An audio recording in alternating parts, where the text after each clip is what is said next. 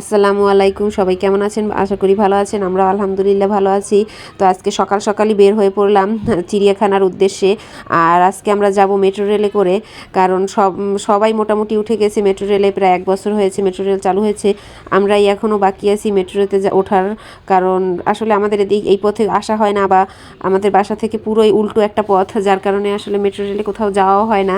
আর বাচ্চারা অনেক দিন ধরে বলতেছিল যে চিড়িয়াখানায় যাবে, তাই ভাবলাম যে ওদেরকে নিয়ে চিড়িয়াখানায় ঘুরিয়ে নিয়ে আসি।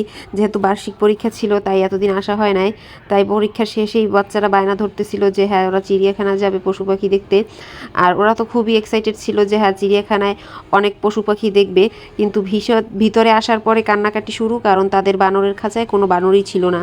আর ওরা বিশেষ করে বানর দেখতেই আসছিল, যে বানরগুলো কীরকম দুষ্টুমি করে সেটা দেখতে আসছিল। কিন্তু বানরের খাঁচা পুরোই খালি ছিল, বানর ছিল না। আর অন্যান্য অনেকগুলো খাঁচাই খালি ছিল, অনেকগুলো পশুই আমরা দেখলাম না। কয়েক বছর আগে আসছিলাম, তখন পুরো খাঁচা ভর্তি পশু পাখি ছিল। আর এখন দেখলাম যে প্রত্যেকটা খাঁচায় একটা দুইটা করে প্রাণী, আর অনেকগুলো খাঁচা দেখলাম একেবারেই খালি। আর পশু পাখির অবস্থাগুলো এত খারাপ দেখতে লাগতেছিল, মনে হয় যেন কত মাস ধরে না খেয়ে ওরা আছে। এই জিনিসগুলো আসলে খুবই খারাপ লেগেছিল। ওরা তো বলতেছিল ওদেরকে দেখতে এরকম লাগছে কেন। আসলে আমাদেরই খারাপ লাগছিল যে এগুলোর অবস্থা এরকম কেন। জানি না ওদেরকে আদৌ খাবার দেয় কি না, বা পানি খেয়েই থাকে কি না। অবস্থাগুলো খুবই খারাপ ছিল। কিন্তু বাচ্চারা আর কি যেগুলো দেখছে সেগুলো দেখে অনেক মজা পাচ্ছিল। কিন্তু বানরের জন্য অনেক কান্নাকাটি করছে। তারপরে খুঁজে খুঁজে কয়েকটা খাঁচায় অল্প কিছু বানর দেখতে পেলাম। আসলে বাচ্চারা যেগুলো আশা করে যায় যে হ্যাঁ হ্যাঁ, এই পশু পাখিগুলো দেখবে।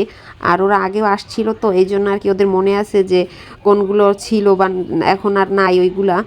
তো অনেক খোঁজার পর কয়েকটা বানর দেখতেছিলাম। আসলে চিড়িয়াখানায় ঘুরতে গেলে অনেক এনার্জির প্রয়োজন হয়, কারণ অনেক বড় জায়গা নিয়ে তো খাঁচাগুলো বিভিন্ন দূরে একটু দূরে দূরেই থাকে।